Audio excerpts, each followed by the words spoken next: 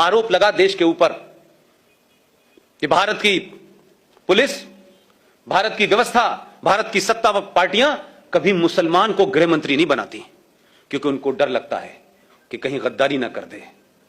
हमने कहा कि शायद ऐसा होता होगा, शायद यही वजह है 1989 में वीपी सिंह की सरकार में भारत का पहला मुसलमान गृह मंत्री बना 8 दिसंबर 1989 को, 89 को।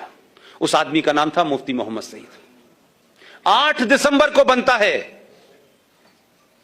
और 8 दिसंबर को और 19 जनवरी के बीच में भी महीना भी पूरा नहीं हुआ था, और 19 जनवरी को पूरे कश्मीर के अंदर से 5.5 लाख कश्मीरी हिंदू पंडितों को मार के, रेप करके, बच्चों को उछाल उछाल के मारा है। टीपालाल टकरू उनके सबसे बड़े इंटेलेक्चुअल थे, बहुत बड़े थे। उनका जब सड़क पे मर्डर किया गया तो मोटरसाइकिल घुमा रहे थे उसके पीछे चारों तरफ, और कह रहे थे कि किसी ने इस काफिर को पानी दिया तो उसको भी हम नहीं छोड़ेंगे। न मुफ्ती की बेटी रोई, न अब्दुल्ला रोया, न कश्मीरियत कहीं आई, और चुपचाप खत्म हो गया। आज इसके बारे में कहीं बात नहीं होती। और उसी दौर में ये कोई कोइंसिडेंस नहीं है, क्योंकि मैं उसी थॉट से सोचता हूं जिस थॉट में रहा हूं। आप उस थॉट से सोचते हैं क्योंकि आप सब समाज के लोग हैं, आपने वैसा नहीं देखा। उसी दरमियान भारत के गृह मंत्री की बेटी का अपहरण हो गया।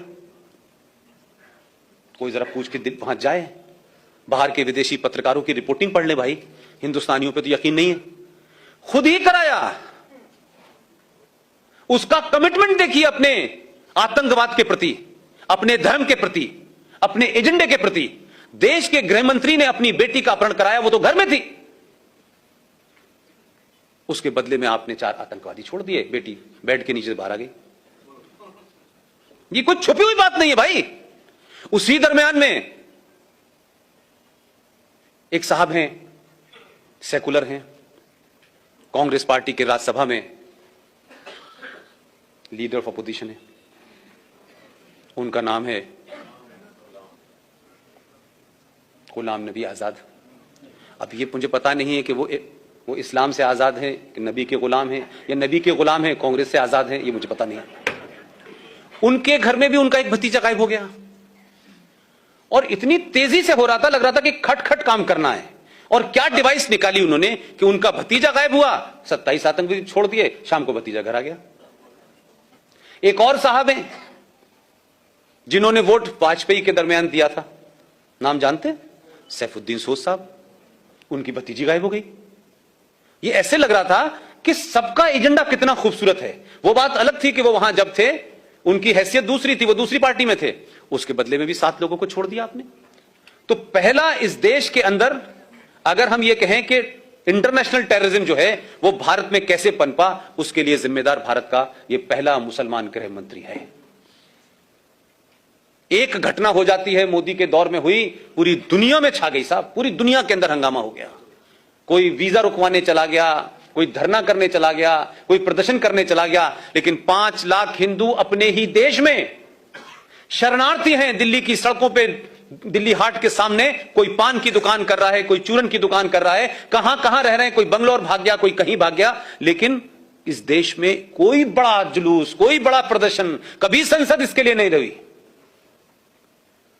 इसलिए मैं जुडिशरी की भी तरफ आता हूं। अभी कुछ घटनाएं इस देश में हो गई कि किसी ने अखलाक को मार दिया, किसी ने, गोरक्षक ने किसी को मार दिया। ये मैं इसलिए कह रहा हूं कि ये घटनाएं हैं, इसको आप अपने गूगल पे जाके सर्च करें। चंद घटनाएं हुई और चंद गुंडेलों की, और भारत के प्रधानमंत्री ने खड़े होकर कहा कि जो लोग इस तरीके की हरकतें कर रहे हैं वो गुंडे हैं, उनको पकड़ा जाना चाहिए, उन पे केस चलना चाहिए। लेकिन चंद घटनाओं से ये लिंचिस्तान बन गया। चंद घटनाओं से, जिसका किसी समाज से, किसी धर्म से लेना देना नहीं था। यहां भी समझ में आता है, सुप्रीम कोर्ट की बैनर हेडलाइन खबर थी, बैनर हेडलाइन खबर थी, we will not accept this lynching, government should take immediate and drastic action. इसी हिंदुस्तान के अंदर 1984 में दिल्ली के अंदर लुटियन दिल्ली में, जहां राष्ट्रपति, प्रधानमंत्री, सारी सत्ताएं के सबका पावर है, वहां 3.5 लाख, 3,500 सिखों को दौड़ा दौड़ा कर मारा। सड़कों पे मारा, गले में टायर डाल के मारा, बच्चों को उछाल उछाल के मारा, बॉक्स में जो लोग छुप गए थे उस बॉक्स में आग लगा के मारा। भाई साहब, सुप्रीम कोर्ट ने कभी नहीं कहा कि इस देश में अगर मॉब लिंचिंग पहली हुई थी तो वो तो ये थी, कभी नहीं बोली। 3.5 लाख और 5 लाख कश्मीरी हिंदू पंडितों के साथ किया, वो मॉब लिंचिंग नहीं थी। लेकिन सुप्रीम कोर्ट का पाखंड और ड्रामा देखिए कि सुप्रीम कोर्ट क्या कर रही है। सुप्रीम कोर्ट भारत की सेनाओं को डायरेक्शन दे रही है। क्या डायरेक्शन है साहब? कि देखिए, आप जब आतंकवादी से लड़ें तो ये जो पीछे जो आपके देशभक्त लोग हैं जो आप पे पत्थर मारते हैं, क्योंकि भटके हुए लोगों ने पता नहीं पत्थर कहां मारना था, तो गलती से आप पे मार रहे हैं, लिहाजा आप इन पे गोली ना चलाएं, आप इनके ऊपर प्लास्टिक की गोली चलाएं। सेना का एक आदमी विदेशी आतंकवादियों से लड़ रहा है, उसका मुंह इधर है, फिर वो अपनी बंदूक से प्लास्टिक की गोली डाले फिर इधर चलाए। जब उनसे कहा कि ऐसा मुमकिन नहीं है, बोले नहीं, उनके ऊपर पानी डालें, गर्म पानी डालें। तो वो पहाड़ों में पहले टैंक लेके जाए अपने कंधे पे कि पहले मतलब मानसिक दिवालियापन है इस देश के अंदर यार। वही कहता है कि गर्म पानी डालो, ठंडा पानी डालो, प्लास्टिक डालो, और इतनी चिंता होती है कि बाकायदा प्लास्टिक की गोलियों की नपाई इंची टेप से करने लगता है सुप्रीम कोर्ट। सुप्रीम कोर्ट को इस बात की चिंता है कि मुंबई की दही हांडी की लंबाई कितनी है भाई, ये ज्यादा हो गई आधी इंच तो भाई साहब पे केस चलेगा। महाकाल पे पानी कैसे चढ़ेगा, आधा किलो चढ़े, 250 ग्राम चढ़े। लेकिन इसी सुप्रीम कोर्ट ने दिल्ली से सटा हुआ एक 40 किलोमीटर की दूरी पर एक जगह है, एक आदमी, वो गलत था सही था यह विषय नहीं है, वो किसी गलत काम में पकड़ा गया, यह बात अलग है कि वो भी वही सब कर रहा था। अगर 1400 साल पहले टेलीविजन होता तो तब भी यही हो रहा था। तो सुप्रीम कोर्ट ने हुआ क्या कि जब आपने कहा कि राम रहीम का ये जो पूरा इसका वो बना हुआ है, इसको ध्वस्त करना है और यहां बड़ी गंदगी हो रही है, बड़ी मारकाट हो रही है, तो सुप्रीम कोर्ट की बात सुनने से पहले आप ये देखिए कि मात्र दिल्ली से 40 किलोमीटर जो एनसीआर का इलाका है जहां सत्ता चलती है, आपने उन लोग जो उस राम रहीम के चाहने वाले थे, राम रहीम गलत था सही था यह विषय नहीं है मेरा, लेकिन राम रहीम के चाहने वालों ने पुलिस को उसकी जो बना हुआ था उसका बड़ा सा आश्रम उसमें जाने से रोका। ना तो उनके हाथ में डंडा था, ना AK-47 थी, ना वो किसी को मार सकते थे, रोकने का अधिकार था, एक डेमोक्रेसी में रोक रहे थे, वो आपको पूरा अधिकार था। ना इस देश में उन पे लाठीचार्ज हुआ, ना उनके ऊपर कैनन से पानी डाला गया। डीसीपी ने ऑर्डर दिया, पॉइंट ब्लैंक गोली चली और 34 लोग मर गए। सुप्रीम कोर्ट ने नहीं कहा कि आपको गर्म पानी डालना चाहिए था, आपको पानी नहीं डाला आपने तो आपको केन चलानी चाहिए। सुप्रीम कोर्ट ने कहा ही नहीं कुछ। वो तो भारत की सत्ता के खिलाफ नहीं लड़ रहे थे ना भाई, वो तो हथियार भी नहीं उठाए थे। ये पाखंड है आपके सुप्रीम कोर्ट का। आप उनसे उम्मीद कर रहे हैं कि वो डेट देंगे कि 6 तारीख को अयोध्या की सुनवाई होगी, फिर 6 तारीख को जज आएंगे, फिर जज के पेट में दर्द हो जाएगा, फिर जज चला जाएगा। इसलिए सुप्रीम कोर्ट नहीं, दुनिया की हर ताकत आपको टेक इट फॉर ग्रांटेड लेगी, क्योंकि आप सामूहिक तौर पे के ऊपर अपना गुस्सा नहीं निकालते हैं, आप बोलते नहीं हैं। मैंने इसीलिए कहा कि इस देश की मुख्यमंत्री कह सकती है ये बात। मुझे और आपको किसने रोका है? कंटेम्प्ट ऑफ कोर्ट होगा, ठीक है, कंटेम्प्ट ऑफ कोर्ट होगा, करें। 5, 10, 20, 50 लाख लोगों पे करेंगे, करिए। हम डरते क्यों है भाई? अब इसमें इस देश में भी हम डरेंगे भाई? महबूबा मुफ्ती को क्यों नहीं डर लगता और क्यों आपको डर लगता है?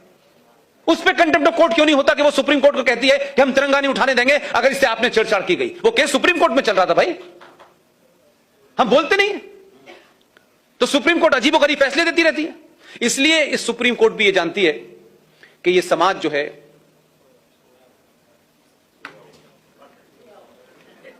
ये बात अलग है कि आप जाग गए, बाकी तो सो ही रहे ना। आपने जगाने भेजा इसे, वो चौकीदारी करके सीटी बजा बजा के जगा रहा है, लेकिन समझ नहीं रहे वो लोग कि भाई ये जगा रहा है, समझ में नहीं आ रहा। बस वो इतने ही सिंबॉलिक समझ रहे हैं, उसकी फिलॉसफी नहीं समझ पा रहे, क्योंकि उसके समझने के लिए चाहिए होता है। मैंने अभी कल परसों के भाषण में कहा, तब लोगों की समझ में आया, अच्छा ऐसा है। मैंने कहा इसलिए कि आप पढ़ते नहीं हैं, आपको सब चीजें नजर आती हैं जो दिखनी चाहिए, जो नहीं दिख रही वो भी बहुत कुछ बदल रही हैं। इसलिए भारत 1947 में पैदा नहीं हुआ था। भारत की पहचान ताजमहल और लाल किला और कुतुब मीनार नहीं है, भारत की पहचान 5000 साल पुरानी है। आपको एहसास ही नहीं है कि आप किनके वंशज हैं। आपके अंदर का पुरुषार्थ समाप्त हो चुका है। आपका आदमी एक कहानी सुना करके पहले मन की बात में लोगों को बताने की कोशिश करता है कि भैया ऐसे समझाओ। मैं प्रधानमंत्री की कुर्सी पर बैठने के बाद इतने ही कह सकता हूं, किसी की समझ में नहीं आ रहा। लोगों ने उसको कहानी सुना जैसे कोई दादी और नानी ने सुना दी हो। 3 बार जब मैंने लोगों से कहा अच्छा साहब ये मतलब था, मैंने कहा भाई साहब ट्यूबलाइट है क्या आप? पहले मन की बात और पहली पार्लियामेंट की स्पीच को सिर्फ पर्पस से सुनिए।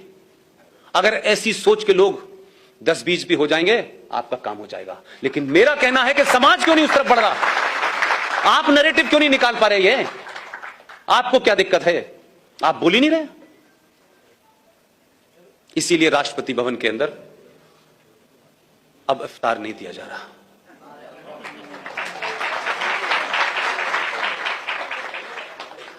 इसीलिए राष्ट्रपति भवन में आने वाले विदेशी मेहमानों को भोज के बाद ताजमहल की जो वो पहचान थी ना भारत की, क्योंकि हम लोग तो वहां ताज से चाय पी रहे थे, हमें क्या पता था ये पहचान भी बन जाएगी। वो दी जा रही थी कि ये भारत की पहचान है हर विदेशी आदमी को। एक कब्र, ताजमहल एक खूबसूरत कब्र है कि नहीं है? भाई दुनिया में कौन सा आदमी होगा कि आपके घर में कोई भी कब्र अपने घर में जाके लग दीजिए? अब सोचो ना थोड़ी देर के लिए भाई। उसने कहा प्रणब मुखर्जी साहब से कि ये हम क्यों देते हैं, तो बोले ये तो परंपरा चली आ रही है। प्रणब मुखर्जी पहली बार मिल रहे थे, उन्हें पता नहीं है तो परंपरा तोड़ने का आदी है। अब उन्होंने कहा कि भाई ठीक है, बात खत्म हो गई। वो गए ही नहीं, वहीं राष्ट्रपति भवन में तय करके आए, वहीं के वहीं हिसाब करा उसने वहीं से अपनी टीम को बुलाया, राष्ट्रपति को बिठवाया, उनसे सिग्नेचर लिए और कहा कि अब दुनिया के सबसे बेहतरीन पब्लिशर जो है वो गीता बनाएगा और गीता भारत की पहचान दी जाएगी।